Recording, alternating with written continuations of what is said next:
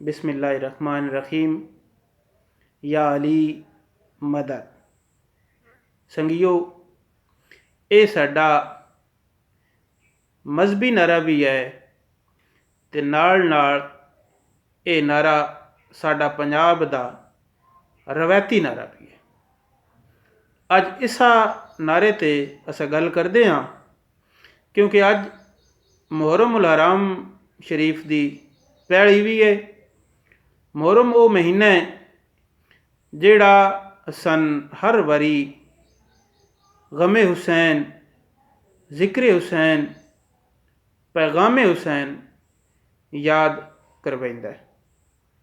और संगियो, ये दुआ है कि अल्लाह पाक पैगामे हुसैन मनण दी तौफीक देवे, गमे हुसैन याद रखण दी और यादे हुसैन विच मरण दी तौफीक देवे और साडा कबर हशर और वतसी जनता मौला हुसैन दे संगी होईए।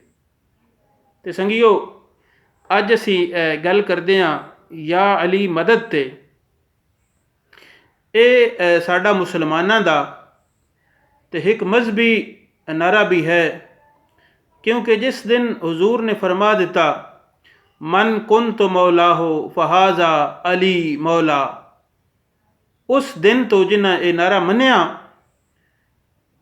मौला अली दे पैरोकारां वास्ते या अली मदद, ये उन्हां दा एक मजहबी नारा बन गया। ते नाल नाल संगियो, साडे पंजाब विच ये नारा इतना वरतीविया और इतना लगा कि मुसलमानां नाल नाल दूजे मजहबां दे लोग भी पिंड दे विच जदों आउंदे हन ते या अली मदद दा नारा वो भी लेंदे हन। और मैं अपने वड्डियां कोलों कई वारी सुनिया है, पंजाब दी जिहड़ी मकबूल खेड आई वो पहलवानी मतलब कौडी ते कुश्ती आई।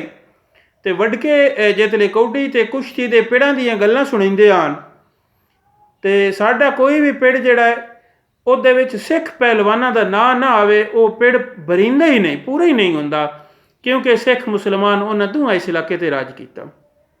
ते वडके दसदे न वो गल सुणिंदे कि फलाना सिख जिहड़ा आई वो जितले शरीका ते जपटिया ना ते उस अली दा नारा मारिया। संगियो, जिहड़ा प्लेयर पूरा पूरा भी खेडदा पे होवेआ, जितले वो अपने शरीक दे काबू विच होवेआ या जितले इरादा करिया ना मैं हुण अपने शरीक ते जुट्टी मारनी है, मैं जपटना है, अपना वार करना है, तो वह कई बारी नारा हैदरी जितले मार के आउंदा ही या अली मदद आके जितले आउंदा ही ते पेड़े च मौजूद बंदे वेखदे हन कि ओहदा टिल अग्गां नालों दूना हो वैंदा ही। वो जे शरीक दे नरगे च आउंदा ही जितले ये नारा मार के आउंदा ही वध तो बांह छुड़ा लैंदा ही, तो जितले वो शरीक ते जपटदा ही जितले हैदर दा नारा मार के आउंदा ही मुड़ ओहदा टिल अग्गां नालों वाधू आउंदा ही। हुण ये भावें तो कोई ये साइकोलॉजिकल असर होंदा ही, इस नारे का रोह इतना ही कि शरीक ये नारा झल नहीं सकता, या मुड़ इसदा रूहानी असर होंदा ही कि जिन वो बंदा पुकारदा ही वो बंदा वो पाक हस्ती उसकी मदद वास्ते अपड़ जाते हैं।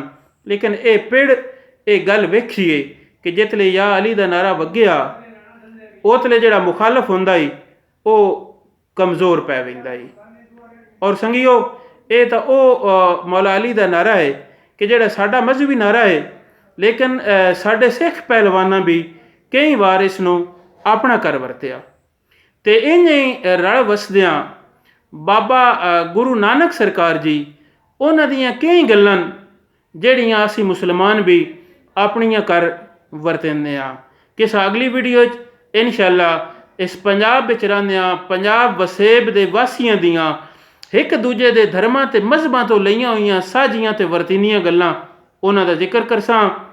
रब उतने ताईं इजाज़त देसो। रब राखा।